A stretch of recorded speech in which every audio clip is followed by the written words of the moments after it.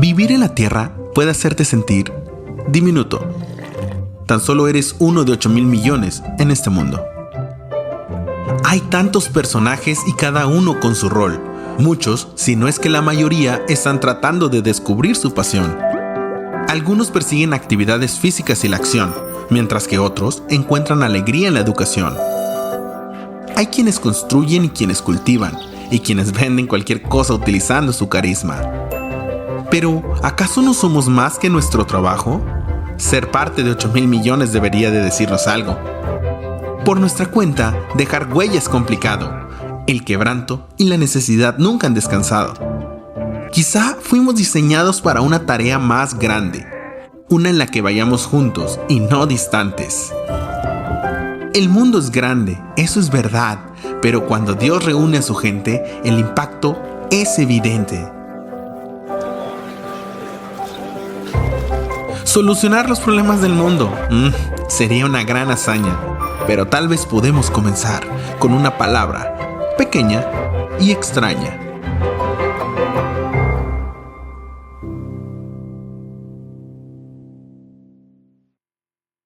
Gracias por acompañarnos el día de hoy. Bienvenidos a cada uno de ustedes. Mi nombre es Jair y me encanta tener la oportunidad de compartir hoy la parte 2 de una conversación que iniciamos la semana pasada. Es una conversación que titulamos Eclesia, si es muy mexicanizado, ¿verdad? Eclesia, en realidad es eclesía, la palabra original que utilizó Jesús. Bueno, utilizó una palabra en arameo, pero en griego nuestros textos hablan de eclesia para la palabra que Jesús utilizó para describir su movimiento. Un movimiento que inició hace 2000 años y del que hoy tenemos la oportunidad de ser parte. Y te quiero decir algo, si no estuviste con nosotros la semana pasada, sería súper bueno que puedas escuchar el mensaje en nuestros canales, en nuestro podcast. Tenemos un canal por ahí de YouTube también. Y sería súper bueno. Yo te voy a dar un resumen rápido para ponernos todos en el mismo canal, pero hay mucho que no puedo cubrir por el tiempo y creo que vale muchísimo la pena. Si consideras que lo que hoy escuchas es relevante, pues que escuches la parte 1 para que estemos todos en el mismo canal. Mira, te cuento de qué se trata lo que estamos hablando el día de hoy y durante esta conversación. El objetivo, la razón de hablar de la iglesia es que como iglesia local queremos asegurarnos que nos mantenemos en el camino correcto, que estamos y que nos mantenemos en el camino correcto. ¿Por qué? Porque si bien es cierto que hay muchas expresiones de la fe cristiana, probablemente muchos de nosotros venimos de diferentes expresiones o tradiciones de la fe cristiana, hay cosas que nunca deben cambiar. Hay algo que no debe cambiar. Y esa es la intención que Jesús tenía para su movimiento en el primer siglo, pues no cambia. No debe cambiar, debe ser lo mismo el día de hoy. Entonces, nuestra postura, el tono, el énfasis y el contenido original de las enseñanzas de Jesús no puede cambiar. Y eso es súper importante. Te voy a decir por qué es importante. Porque cuando la iglesia se desvía, la fe se enfría. ¿A qué me refiero con que la fe se enfría? Hace un momento hablábamos de fe para todos y he tenido muchas conversaciones donde la gente me dice: no, mira, yo no tengo problemas con Dios, pero sí con la iglesia. Pero en realidad lo que pasa es que cuando se alejan de la iglesia, se alejan de Dios. Es muy natural y empiezan a pasar cosas raras y vemos ambientes de iglesia en que, híjole, pues se vuelve un tanto monótono, aburrido, irrelevante y no queremos eso. No queremos desviarnos de eso que levantó ese gran movimiento en el primer siglo. Además de eso, te quiero decir algo importante. Lo hablábamos la semana pasada. Cuando la iglesia se desvía, las personas terminan lastimadas. Las personas terminan lastimadas y se abusa con la excusa de que es en el nombre de Dios. Y entonces vemos comportamientos en la iglesia que hemos etiquetado como comportamientos cristianos, pero son detestables para Cristo. Esto es algo que desafortunadamente es verdad, pero por eso es tan importante. Ahora, te voy a decir por qué es más importante todavía que tengamos esta conversación. Yo espero que ya tenga la atención de algunos de ustedes, sobre todo si tú nos estás visitando y estás tal vez dándole una segunda oportunidad a esto de la iglesia. Tal vez estás diciendo: oye, hasta que alguien dijo algo que tenga sentido. Pero sabes, es más importante aún por lo siguiente. Tú y yo, si nos decimos seguidores de Jesús, cristiano, católica, tú y yo representamos la iglesia. O sea que lo que la gente ve, escucha y experimenta de la iglesia depende de ti y depende de mí.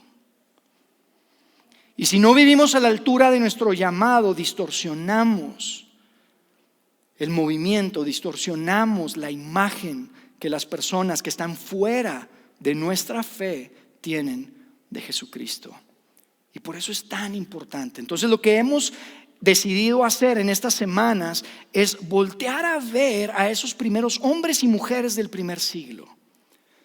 Regresar al origen, quitar el bagaje, quitar el ruido que hay. Yo sé que cuando uno habla con alguien de la iglesia, inclusive para invitar a alguien a la iglesia, es complicado, porque ya hay muchas suposiciones, ya hay tanto. Entonces lo que queremos hacer es regresar al primer siglo, ver hombres y mujeres y ver cómo se comportaban, ver cómo se amaban, cómo se llevaban a cabo ellos.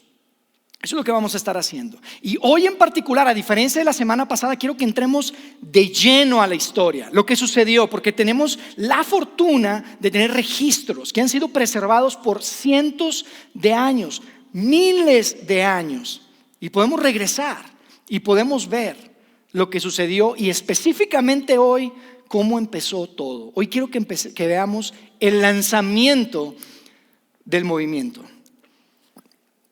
El lanzamiento de la eclesía. Y para eso quiero que leamos un pasaje que está hoy registrado en lo que conocemos como el Nuevo Testamento. Lo conocemos como parte de nuestra Biblia y es espectacular. Yo estoy muy emocionado por lo que vamos a leer juntos. Muy probablemente lo has leído antes, si tú creciste en un ambiente de iglesia, pero esto es súper poderoso. Pero quiero regresarme solo un momento, unos 5 semanas antes de este momento que vamos a leer. Porque fíjate, todo empezó pues un domingo muy temprano por la mañana. Todo empezó con ese evento que celebramos cada año en Semana Santa. A veces la gente piensa que celebramos Semana Santa porque son vacaciones. No, Semana Santa porque Jesús resucitó. Tradicionalmente creemos esa semana. Entonces ese domingo que llegaron ahí a la tumba, hombres y mujeres, y vieron la resurrección de Jesús, este evento que lo cambió todo. Yo te quiero decir algo, nadie esperaba una resurrección. Nadie. Uno piensa que estaban tal vez ahí los discípulos afuera del sepulcro de la tumba contando 10, 9, 8. No. Nadie esperaba una resurrección, inclusive hombres, mujeres. De hecho el texto dice que primero fueron mujeres las que llegaron ahí. Cuando vieron la tumba vacía, ¿sabes qué pensaron? Se robaron el cuerpo. Nadie dijo, resucitó. Nadie. No esperaban que no estuviera el cuerpo. Inclusive su madre María no esperaba eso. Nadie esperaba una resurrección. Y entonces unas 5 semanas después de este evento que lo cambió todo, sabemos que cientos de personas habían visto a Jesús. No solamente vieron una tumba vacía, sino que lo vieron a Él vivo, desayunaron con Él en la playa, enseñó, lo tocaron, lo experimentaron vivo después de haberlo visto muerto. Amigos, de hecho uno de los primeros documentos cristianos lo escribe un hombre llamado Pablo a un grupo de seguidores de Jesús en Corinto. Y en 1 Corintios dice Pablo que hubo hasta 500 personas, más de 500 personas lo vieron, no de uno en uno, sino al mismo tiempo. Imagínate. Entonces, durante ese tiempo lo que sucedió fue que Jesús, antes de irse al cielo, antes de entregar, digamos, esta misión a sus seguidores, tiene una última charla. Y yo me imagino que es esos momentos en donde te están dando las instrucciones, ¿verdad? Como cuando uno como padre sale de viaje, dejas a tus hijos adolescentes y les dejas así y hasta apuntas todo, ¿verdad? Aquí están las reglas y no vayas a hacer esto y no vayas a hacer. Así me imagino que estaba Jesús hablando con sus seguidores y le estaba dando su última charla, las instrucciones, y ellos tenían solamente una pregunta. Es lo que más les importaba. Sus discípulos tenían una pregunta y quiero que leamos juntos ahí en el libro de los Hechos, lo conocemos así. Es un libro que escribió un médico del primer siglo, él se llamaba Lucas, y Lucas escribe también lo que hoy conocemos como el Evangelio de Lucas, escribe Hechos de los Apóstoles, que es básicamente la historia de lo que pasó después de este movimiento cuando inició. De hecho es un documento que hemos partido en dos, pero es el mismo autor. Entonces vemos lo que sucedió en esa conversación donde ellos tenían una sola pregunta, y quiero que lo leamos juntos en Hechos capítulo 1, verso 6. Fíjense lo que dice, lo pongo en la pantalla. Dice: entonces los que estaban reunidos con él preguntaron: Señor, ¿es ahora cuando vas a restablecer el reino a Israel? Señor, ¿es ahora? ¿Es ahora que vamos a regresar a los mejores tiempos de Israel, inclusive mejor que cuando el rey David, que era un gran reino, el reino de Israel? ¿Será que ahora vas a restablecer el reino? Porque ellos estaban esperando a ese Mesías que iba a restablecer el reino. Y sin embargo Jesús les dice algo completamente diferente, porque lo que ahora seguía era mucho más grande. Lo que ahora seguía no era restaurar simplemente Israel. Lo que ahora seguía, amigos, éramos nosotros, la eclesía de Jesús. Y entonces fíjense cómo responde Jesús diciendo: no les toca a ustedes conocer la hora ni el momento determinados por la autoridad misma del Padre. De alguna forma le saca la vuelta y les dice: muchachos, ese no es el plan. No se preocupen por eso. Ese no es el plan de lo que voy a hablar. Ustedes nada más están pensando en Judea, que era la región, en Galilea, piensan en Israel, pero lo que viene es mucho más grande. Viene algo grande que no se pueden imaginar. Y en el verso 8 continúa diciéndoles: pero cuando venga el Espíritu Santo sobre ustedes, recibirán poder. Cuando venga el Espíritu Santo sobre ustedes, y ellos inmediatamente tal vez lo conectaron con su historia como pueblo. Este era un lenguaje común para ellos. Ellos tenían la historia dentro de los textos sagrados judíos y sabían que el Espíritu Santo en algunas veces bajaba y estaba sobre algunos reyes, algunos profetas. Tal vez has escuchado algunas de las historias, grandes guerras que se vencieron, cosas sobrenaturales sucedían cuando el Espíritu de Dios venía sobre esas personas y después se alejaba.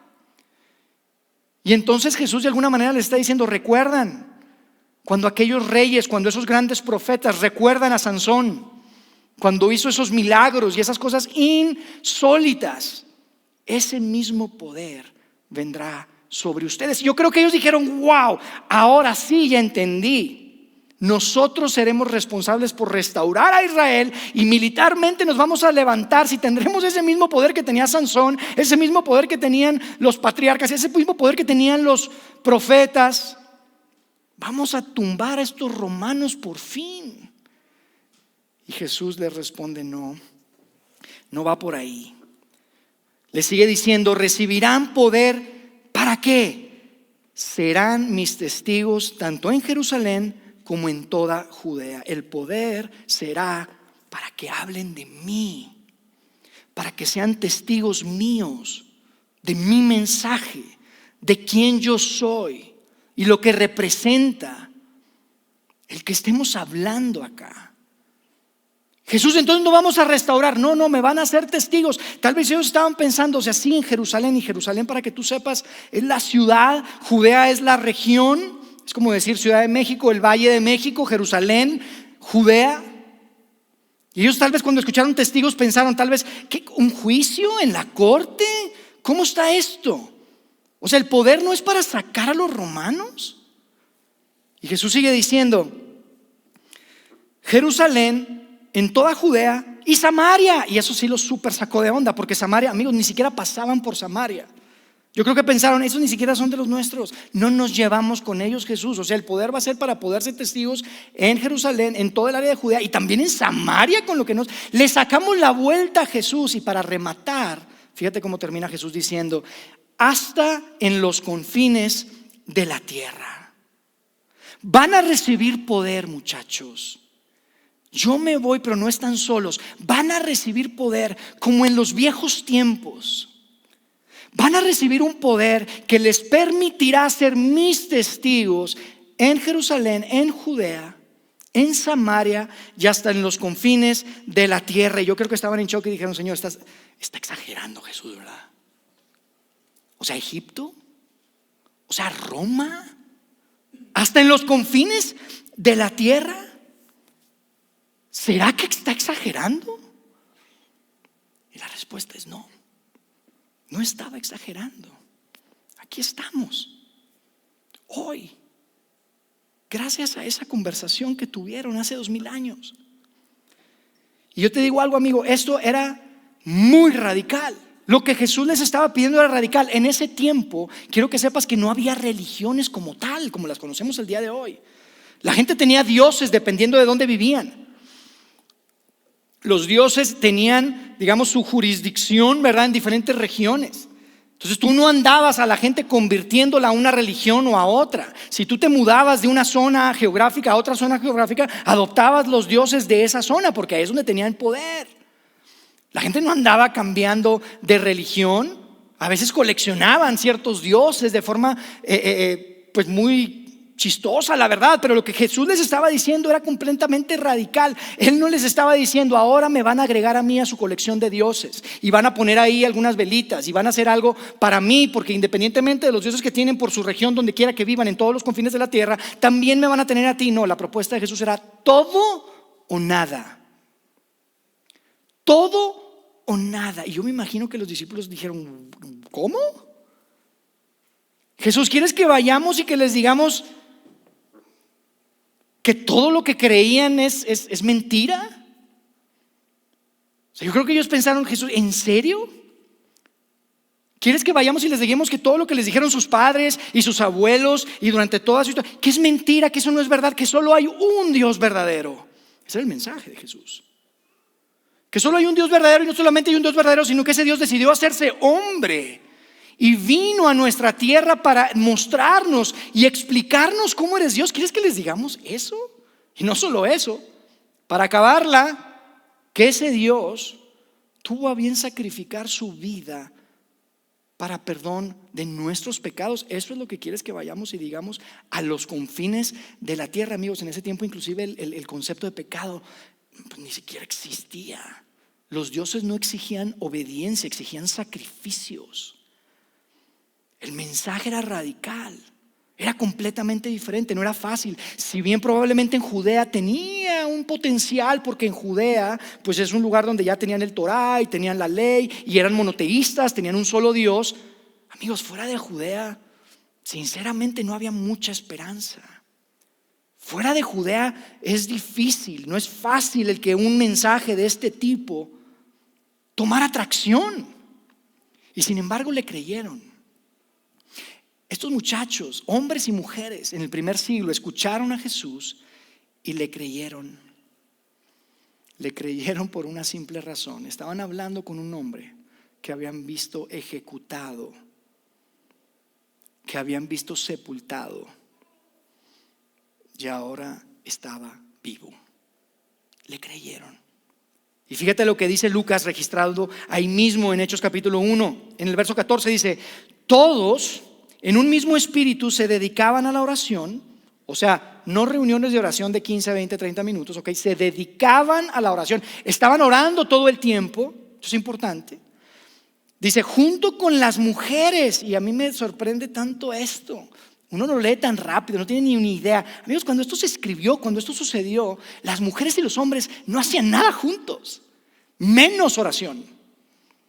Por eso me gusta mucho decir esto. Yo sé que puede tal vez inclusive ofender a algunos, pero yo te digo algo: si tú eres mujer, creas o no que Jesús es quien dijo ser, tú deberías de admirar a Jesús, porque fue Él el que trajo dignidad y valor a la mujer en el primer siglo. Hoy apenas estamos alcanzando esa enseñanza, ese valor, esa ética humana que Él trajo a la mesa. Y vemos que las mujeres estaban ahí con los hombres orando. Dice, y no solamente eso, sino que con los hermanos de Jesús y su madre María. Y tú tienes que saber, amigos, que los hermanos de Jesús en su mayoría pensaban que Jesús estaba loco.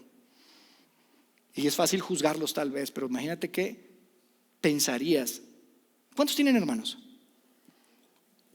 ¿Qué pensarías si tu hermano te dice: yo soy el Hijo de Dios, soy el Mesías esperado? Estás loco, viejo. Sí, siempre me ganabas a las canicas, pero de eso a que se hace el hijo, ¿qué te pasa? Lo tachaban de loco. Pero cuando ves a tu hermano vivo, después de haberlo visto muerto, las cosas cambiaron. Y creyeron en Él. Y eran parte del grupo. Y entonces tienes que saber lo siguiente, amigo. Después de esta conversación donde Jesús les promete poder a través del Espíritu Santo para que sean testigos, recuerden.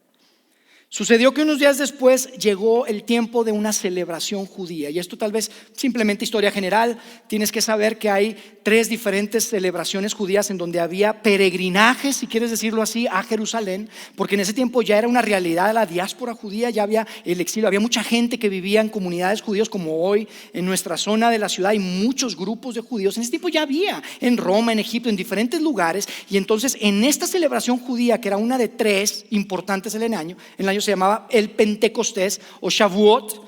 En esta celebración de Shavuot ellos iban a Jerusalén y Jerusalén estaba lleno de gente. Y era gente que venía, muchos judíos que ya inclusive hablaban diferentes idiomas porque habían crecido, así como nuestros amigos que viven ahora en Estados Unidos. Tal vez ustedes tienen alguna familia que vive en Estados Unidos y vienen para acá y ya llegan, hey, my friend, how you doing, man? Y te dices, oye, ¿ya no hablas español, compadre? Pues si tú eres mexicano. Bueno, así. Ellos ya no hablaban ese idioma, hablaban otro idioma, vivían en otras partes y regresaron a Jerusalén para celebrar el Pentecostés.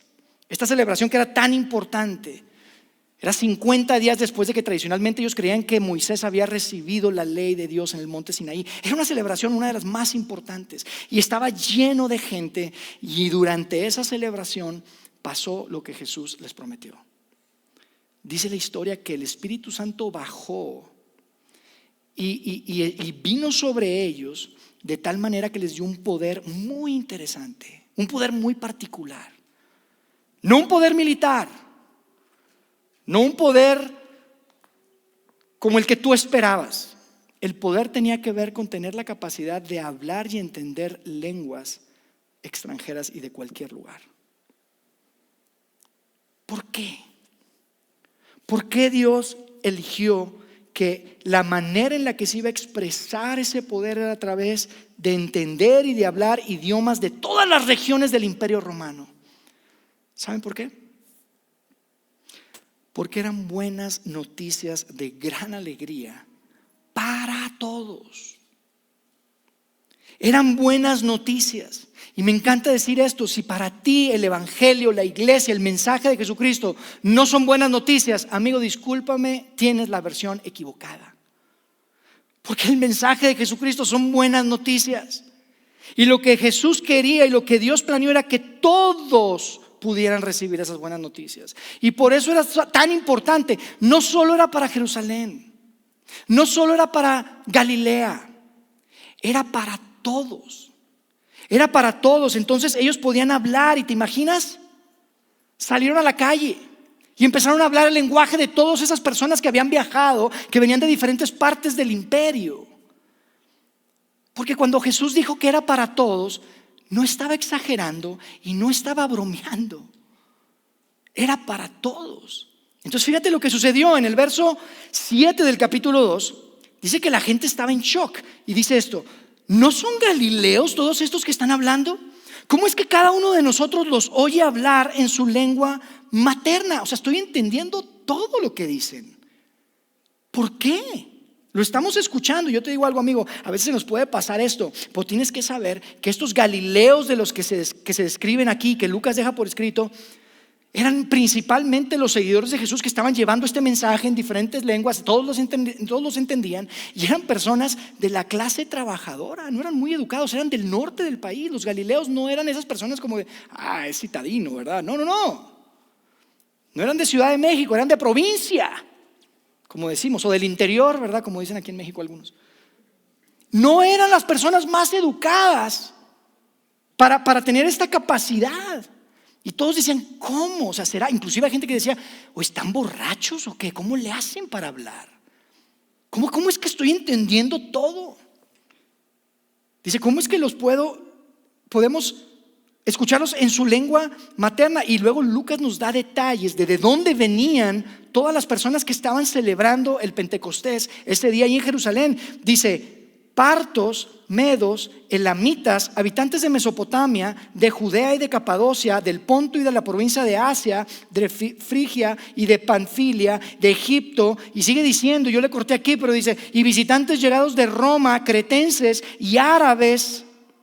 Amigos, había gente de todas partes, gente de Egipto, gente de Roma. de grandes ciudades con diferentes lenguas que estaban allí en Jerusalén. Y a mí me parece increíble que para demostrar que este mensaje era para todos, Dios decide unirlos ahí y entregar su mensaje y lanzar su eclesía. Es impresionante. Estamos leyendo el registro del lanzamiento de la eclesía de Jesús. El día 1, si quieres. Fue este día, fue este momento. En este momento se lanzó la iglesia de Jesús. Fíjense lo que la gente decía cuando escuchaba. Dice en el verso 11: todos por igual los oímos proclamar en nuestra propia lengua las maravillas de Dios. Dice, desconcertados y perplejos se preguntaban: ¿qué quiere decir esto? ¿Qué está pasando? Y en ese momento Pedro levanta la mano y dice: yo les explico. Qué bueno que preguntan qué quiere decir esto. Y entonces Pedro lanza un mensaje, un sermón espectacular, y lo tienes que leer. No tenemos tiempo de leerlo todo, pero te voy a dar unos highlights. Nada más te voy a dar algunos versos de lo que Pedro les dijo ese día, que todos estaban entendiendo el mensaje de Jesús y estaban siendo testigos, unos tipos galileos del norte, de la clase trabajadora. Fíjate lo que dice Pedro en el capítulo 2. Vamos a leer ahí, dice: pueblo de Israel, empezó a decir Pedro, escuchen esto. Jesús de Nazaret fue un hombre acreditado por Dios. O sea, en otras palabras, Dios ha puesto su sello de aprobación en él. Dice: ante ustedes con milagros, señales y prodigios, las cuales realizó Dios entre ustedes por medio de él, como bien saben. Amigos, lo que pasó en Jerusalén no se quedó en Jerusalén. Lo que pasó en Galilea no se quedó en Galilea. Había noticias a través del imperio y de la región de un hacedor de milagros, de un rabino diferente, de un hombre que todos querían ir a escuchar cuando enseñaba. Y Pedro le está diciendo: oigan, amigos, ustedes saben quién es Jesús de Nazaret. Ustedes han o escuchado de él o inclusive lo vieron, porque muchos de ellos probablemente pasaron cuando había multitudes escuchando a Jesús enseñar, y pasaron de lejos y decían: otro Mesías, o otro wannabe, o otro, tal vez, no lo sé, pero esa gente había escuchado. Tal vez muchos visto, pero muchos habían escuchado. Y entonces sigue diciendo Pedro en el verso 23: este hombre fue entregado según el determinado propósito y el previo conocimiento de Dios, y por medio de gente malvada ustedes lo mataron clavándolo en la cruz.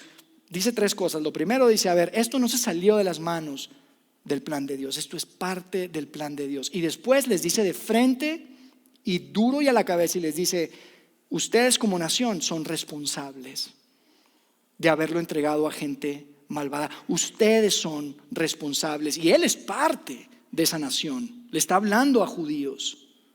Ustedes son responsables. Dice: por medio de gente malvada, y probablemente se refería al sumo sacerdote o a los romanos. Independientemente, dice: ustedes lo mataron, lo clavaron en un madero. Y yo creo que todo estaba callado, como está ahorita todo callado. Y tal vez se podía escuchar un alfiler si se caía, porque lo que estaba diciendo Pedro era muy fuerte, era muy serio. Este fue el mensaje. Dijo: ya escucharon las maravillas de Dios, están entendiendo todo. Déjenme les digo lo que hay atrás. Déjenme les digo los porqués. Y entonces continúa Pedro diciendo: sin embargo, a ese hombre que ustedes mataron clavándolo en la cruz, Dios lo resucitó, librándolo de las angustias de la muerte. ¿Por qué? Porque él lo predijo. Él dijo: ni la muerte detendrá mi movimiento. ¿Recuerdan de esa escena? La platicamos la semana pasada, pero en esa escena increíble, en donde Jesús pregunta: ¿quién dice la gente que soy? ¿Cuál es el chisme en las calles? Y Pedro dice: tú eres el Cristo, tú eres el Hijo del Dios viviente. Y Jesús dice: Pedro, el movimiento que vamos a arrancar, que tú vas a liderar, no lo detendrá ni la muerte.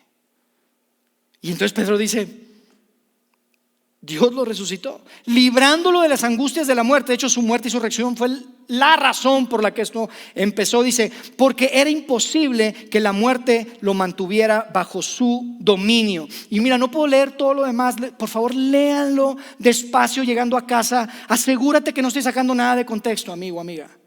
Pero esto es increíble. Pedro les empieza a contar de la historia de Israel. Toma de los salmos, que eran sus textos sagrados, y entonces habla de un salmo donde David está hablando de la muerte y muchas cosas que estaban apuntando a Jesús. Y Pedro conecta ese salmo de David y dice, esto no era de David, amigos. A David, el rey David, ahí está su tumba, la podemos visitar.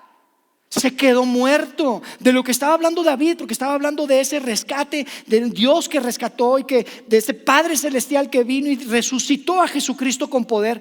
Estaba hablando de Jesús. Y entonces hace referencia al Salmo 16 y después hace referencia al Salmo 110, y son cosas increíbles. Entonces al final se llena de valor y les dice, amigos, en el verso 32 dice, a este Jesús Dios lo resucitó, y de ello todos nosotros somos testigos. Estuvimos cuando lo clavaron, estuvimos cuando lo enterraron y pusieron esa piedra, y ahora está vivo. Nadie nos contó, no lo leímos, nosotros lo vimos. Pedro está diciendo, nosotros lo vimos, pueblo israelita, nosotros lo vimos. No soy yo el loco. Que nos tilden de locos a todos si quieren, pero somos cientos de locos porque lo vimos vivo. Y entonces Pedro después les dice en el verso 36, por tanto, que todo Israel esté bien seguro de que este Jesús, a quien ustedes crucificaron, Dios lo ha hecho Señor y Cristo. Y Señor y Cristo es el lenguaje para decir, este es el último y máximo rey del Dios de Israel. Él es el Mesías. Él es el que esperábamos.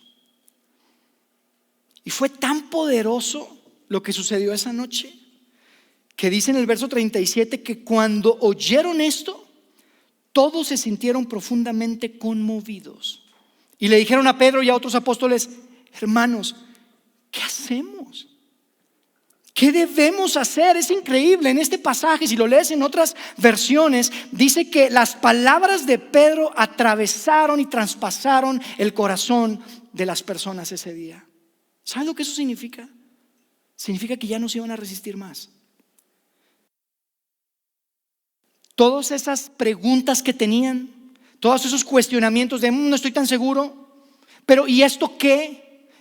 Toda su intelectualidad que ellos trataban y que tenían se derrumbó a pedazos.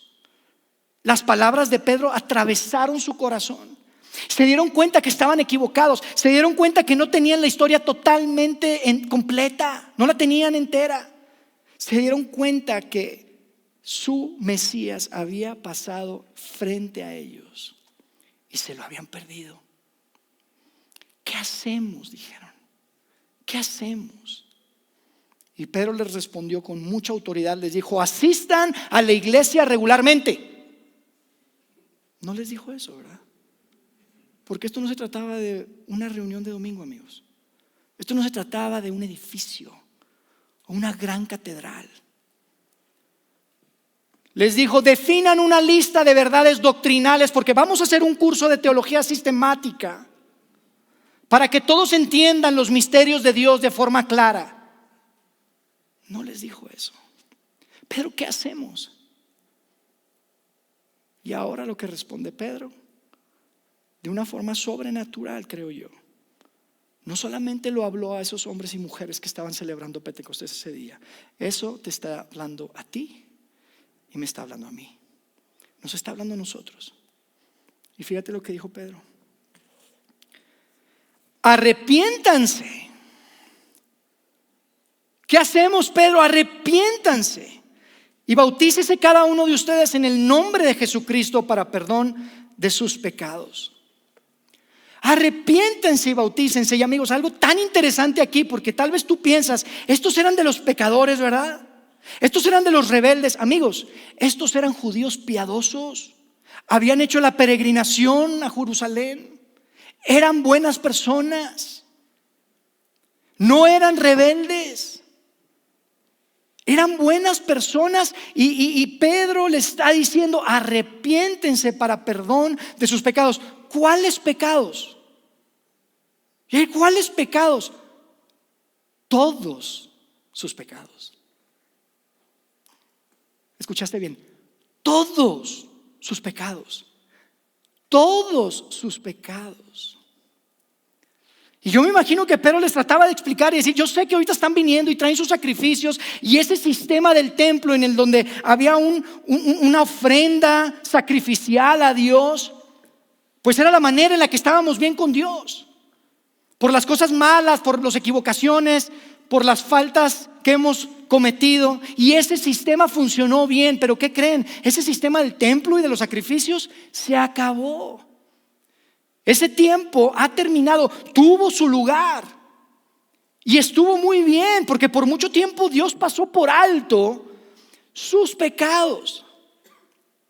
Pero ahora hay algo completamente nuevo que acaba de suceder entre nosotros. Nos tocó vivirlo, estaba diciendo Pedro seguramente. Nos tocó en nuestra generación. El tiempo del templo y los sacrificios se ha terminado.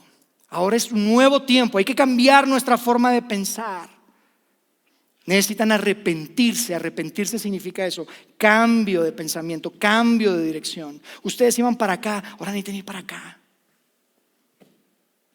Y yo creo que Pablo, después de entender esto y la profundidad de lo que estaba diciendo Pedro en este tiempo, Pablo, después de algunos años, escribe algo que tú probablemente has escuchado. Cuando dijo: no hay condenación alguna para los que están en una buena relación con el Rey Jesucristo. No hay condenación. Ya no es necesario hacer nada. Por eso eran buenas noticias. No hay condenación. Y yo te quiero decir algo, amigo, para mí esto es tan personal. Tal vez tú te conectas conmigo, no sé cuál sea tu historia, pero sabes, yo crecí en la iglesia. Yo crecí cantando los cantos, yo crecí memorizándome los versos, yo crecí recitando de memoria los libros de la Biblia: Génesis, Éxodo, Levítico, Números, Deuteronomio, todo. Y a veces eso lo confunde a uno y pensamos que estamos bien simplemente por eso. Pero cuando veo a Pablo que escribe: de todos los pecadores, yo soy el peor. Cuando yo leo eso digo: what? Ese soy yo. No porque he hecho cosas terribles, ¿ok? Pero porque sabiendo lo que tengo que hacer no lo hago. Y sabiendo lo que no tengo que hacer es lo que hago. Y estoy haciendo eco a las palabras de Pablo, pero a veces es tan difícil y nos confundimos. Y sabes una cosa, amigo, personas como yo no tienen excusa, porque crecimos escuchándolo, lo vivimos. Por cómo fuimos criados, por lo que vimos de nuestros padres. Personas como yo no tienen excusa. Pero Jesús vino a morir por todos mis pecados. Y también vino a morir por todos tus pecados. Por eso Pedro les dijo: arrepiéntanse. Arrepiéntanse. Bautícense, háganlo público. A personas que eran piadosas, que tal vez crecieron en la iglesia como tú y como yo, que tuvieron la fortuna de crecer en una región del planeta Tierra en donde la verdad siempre estaba en la mesa. Pero nos acostumbramos y se nos hace fácil y lo damos por sentado. Y entonces cuando Pedro les dice: arrepiéntense y bautícense para que se puedan identificar con este nuevo movimiento, después dice algo increíble, porque no solamente se trataba de ser parte de la eclesía, de este movimiento. Les dice: y hay algo más. Esto les va a encantar. Esto conectó con ellos de una forma espectacular, porque eran judíos. Les dice en el verso 38: y recibirán el don del Espíritu Santo. Recibirán el don del Espíritu Santo, ese mismo don que recibió Abraham, el patriarca, Moisés, el gran líder que partió el mar Rojo en dos, El mismo Espíritu Santo que vino sobre David para ganar grandes batallas, para matar a un gigante, a Elías cuando bajó fuego en el monte Carmelo. El mismo Espíritu que cayó sobre Sansón para derribar esas columnas de piedra y matar a toda esa gente. El mismo lo van a recibir. Yo me imagino que estaban emocionados. Pero después viene lo más emocionante para ti y para mí, porque después de que Pedro les dice a ellos que van a recibir el don del Espíritu Santo si se arrepienten, Pablo habla de ti, Pablo habla de mí en el verso 39, y tal vez nunca lo habías visto, pero escucha, dice: en efecto, la promesa es para ustedes, hombres judíos, mujeres judías, para sus hijos. Y luego viene la mejor parte, porque dice: y es para todos los que están lejos. Es decir, para todos aquellos a quienes el Señor nuestro Dios llame. O sea, en otras palabras, esas promesas de perdón, esas promesas de inclusión y ser parte de su eclesía, su movimiento, esa promesa del Espíritu Santo son para ustedes, muchachos. Son para ustedes, amigos y amigas judías, le dijo Pedro. Pero no solamente son para ustedes, son para todos los que están lejos, geográficamente y a través de la historia y a través del tiempo. Y tú y yo estamos lejos geográficamente y estamos lejos en el tiempo, pero esto nos incluye a ti y a mí. ¿Cómo respondieron ese día después de que Pedro les habló con tanto poder? Dice en el verso 41, dice: así pues, los que recibieron su mensaje fueron bautizados y se unieron a la iglesia, unas 3,000 personas, tranquilamente, como dirán ahí. ¡Qué gran lanzamiento! Día 1 de la eclesía de Jesucristo, 3,000 personas se unieron y los bautizaron. Tal vez tardaron días en bautizarlos, pero ese movimiento quedó claro a través de ese momento que era un movimiento global, multicultural, y era expansivo, era explosivo. Esto iba a explotar, esto iba a ser iba a multiplicar, era para todos.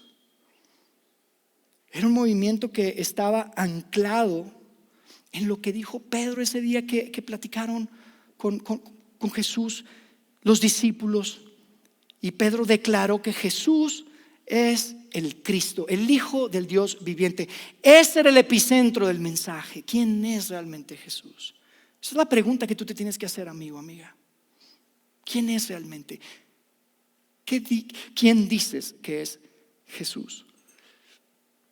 Y todo estaba anclado en ese evento increíble que fue la resurrección de Jesucristo. Entonces, yo quiero terminar con esto. ¿Qué sigue? Jair, está padrísimo eso. Me encanta la historia. Nunca había escuchado tal vez el detalle de lo que sucedió y cómo fue que el poder de Dios se manifestó a través de poder llevar ese mensaje sin limitaciones, sin barreras. El idioma no iba a ser un problema, la cultura no iba a ser un problema, y el Espíritu de Dios les permitió a personas ni siquiera tan educadas, gente trabajadora. Entonces, ¿qué sigue? ¿Qué tiene que ver eso contigo y qué tiene que ver conmigo? Te voy a decir que sigue. Te voy a decir que sigue. Arrepiéntense. Arrepiéntanse. Arrepiéntanse. Y yo sé que esto es incómodo, amigo, ¿ok? Sabes, siempre decimos: nuestra iglesia es una iglesia que quiere ser una iglesia de gracia. De hecho, queremos ser llenos de gracia y de verdad. Juan lo describe en el capítulo 1, verso 14. Jesús era lleno de gracia y lleno de verdad. Es imposible humanamente hablando. Él era increíble. Y queremos ser una iglesia de gracia, pero necesitamos ser una iglesia de verdad. Y la verdad es que necesitan arrepentirse. Necesito arrepentirme. Necesitas reconocer a Jesucristo como tu Rey, como tu Señor, como tu Mesías. Tal vez creciste en un ambiente, en una iglesia, en una familia donde te dijeron que si te portas bien te ganas el favor de Dios. No, arrepiéntete. Esos judíos ese día pensaron que la iban muy bien, hicieron su peregrinación, y Pedro les dijo: arrepiéntanse. Tal vez tú llegaste a un momento que dijiste: ¿sabes qué? Todo eso de Jesús y la Biblia y Dios, la iglesia, es un cuento. No, arrepiéntete. Entrégale a Jesucristo tu vida. haz de él tu rey y hazlo público, bautízate. ¿Tú te imaginas lo que sentían estos hombres adultos judíos de diferentes regiones, unos muy educados? ¿Tú crees que era fácil? Jair, es que no es tan fácil eso de hacerlo público, y tú sabes la cultura. ¿Tú sabes cómo era la cultura en ese tiempo? Era humillante. Zambullan la gente ahí en agua. Era humillante. Y sin embargo lo hicieron felices porque entendieron lo que significaba el mensaje de Pedro ese día. Lo hicieron felices porque entendían que sus pecados eran perdonados. Y sabes, probablemente si tú y yo nos sentáramos en un café, y yo sé que ahorita tú no puedes interrumpirme, pero si estuviéramos sentados muy probablemente dirías: Jair, yo te voy a decir algo, está lindo, pero yo no soy una mala persona. Y yo creo que no eres una mala persona. Pero si estuviéramos tomándonos un café tú y yo solos, yo te diría que al igual que yo estoy convencido que aunque no eres una mala persona, tú has lastimado a personas, tal vez sin intención. Es más, lo más probable es que has lastimado a personas que son las que más cerca tienes, las que más amas. ¿Y sabes qué pasa cuando lastimas a las personas? Lastimas a tu Padre Celestial también. ¿Por qué, Jair? Si tú eres padre, tú lo entiendes. Yo soy padre y te digo algo: si alguien se mete con mis hijos, se mete conmigo. ¿Verdad que sí? Si tú tienes hijos, tú sabes. Cuando tú has lastimado a alguien, no importa que pidas perdón, no puedes regresar el tiempo. No puedes deshacer lo que ya hiciste. Lastimas a personas, lo hacemos todo el tiempo. Es más, te lastimas a ti mismo también. Y por consecuencia has lastimado a tu Padre Celestial. Tienes una deuda, amigo. Tienes que saberlo. Estás en deuda con la gente que has lastimado, con ti mismo y con tu Padre Celestial. Pero la buena noticia es que para eso vino Jesús. Para eso vino Jesús. Para perdonarte, para entregarse como ese sacrificio. Para eso vino Jesús, para que ese sacrificio se convierta en ese rescate de tu deuda. No la puedes pagar, amigo. Jair, de verdad es que no soy mala persona. Amigo, ni siquiera cumplimos con nuestros propios estándares. Ni siquiera podemos hacer ejercicio 3 meses cuando inicia el año, porque se nos fue. Ni siquiera cumplimos. Amigos, es tan importante el mensaje que les estoy dando, porque es para todos. Es para todos. Pablo escribió en una ocasión que hacía una carta al grupo de seguidores de Jesús en Roma: por cuanto todos pecaron, están separados, están reprobados, están destituidos de la gloria de Dios. No alcanza. Tu portarte bien no alcanza. Y fue lo que entendieron esos hombres y mujeres en el primer siglo. Y es tiempo que dejes de tratar. Es tiempo que dejes de portarte bien y por tus propias fuerzas y tener tu confianza en tus habilidades. Yo te digo algo: si tú aceptas ese regalo, la promesa que se hizo ese día en el primer siglo es válida el día de hoy. Dice que tú recibes el Espíritu de Dios en tu vida. ¿Sabes lo que eso significa? Que Él viene a vivir en tu vida. Te ayuda a seguir a Jesús. Aquí nos encanta decir: queremos inspirarte a seguir a Jesús. La única manera que puedes seguir a Jesús es si te arrepientes. Si logras decir: ¿sabes qué? Te necesito, no puedo. Yo quiero volver a empezar. Una noche estaba hablando Jesús con un hombre súper religioso llamado Nicodemo y le dijo: hey, necesitas volver a nacer. Y yo creo que en su mente dijo: wow, volver a nacer. Pero cómo me encantaría volver a empezar. ¿A quién no le gustaría volver a empezar? ¿Quién no quiere empezar de nuevo? ¿Quién no quiere dejar atrás su pasado y ser parte de algo mucho más grande que uno mismo? Esta es la invitación de Pedro y de Jesús el día de hoy. Si tú sigues a Jesús, yo te digo algo, esto nos encanta repetirlo: seguir a Jesús hace tu vida mejor y te hace mejor para la vida. Te hace mejor padre, te hace mejor madre, te hace mejor hijo, te hace mejor empleado, te hace mejor esposo, te hace mejor esposa. Y la manera en la que puedes seguir a Jesús es si te arrepientes y aceptas ese regalo. Y mira, yo quiero cerrar con esto, porque así como Pedro ese día hizo una invitación a que su audiencia respondiera, yo quiero hacerte a ti una invitación el día de hoy para que respondas también. Yo quiero invitarte a que hagas precisamente eso. No me estoy inventando nada. Simplemente lo que vemos que sucedió ese primer día, ese día 1, ese lanzamiento. Te quiero a invitar a que te arrepientas y a que te bautices. Lo que hizo Pedro. No queremos cambiar nada. ¿Cómo me arrepiento, Yair? Diciéndole. Para mí la forma más clara es diciéndole en una oración, diciéndole a Dios: me arrepiento. No sé si lo has hecho alguna vez. Tal vez muchos lo han hecho, tal vez otros no, pero yo no quiero dejar pasar la oportunidad. Si tú, durante lo que yo estaba diciendo en este momento, durante estos minutos, hubo algo que te hizo clic, hubo algo que se prendió, ese es Dios que te está diciendo: hey, ven, ya es tiempo, ya es momento de que dejes de negociar, ya deja de argumentar, ya deja de depender de tu intelectualismo y de tu filosofía y de tu capacidad. Deja de preguntarte, ya arrepiéntete. Y lo que quiero hacer es guiarte en una oración.